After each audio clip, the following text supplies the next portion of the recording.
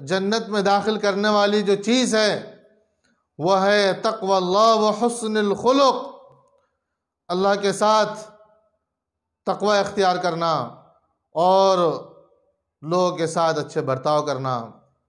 یہ سب سے زیادہ ان چیزوں کی وجہ سے لوگ جنت میں داخل ہوں گے، اور جو چیز قیامت کے دن میزان کے اندر سب سے زیادہ وزنی ہوگی وہ حسن اخلاق ہے۔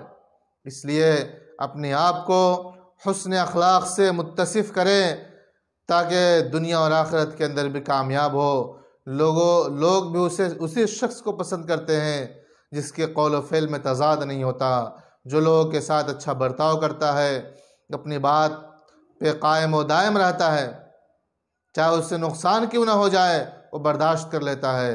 اللہ تعالیٰ کے نزدیک اس کا بڑا مقام ہے۔ اللہ تعالیٰ ہم سب کو اس پہ عمل کی توفیق عطا فرمائے، آمین۔ وآخر دعوانا الحمدللہ رب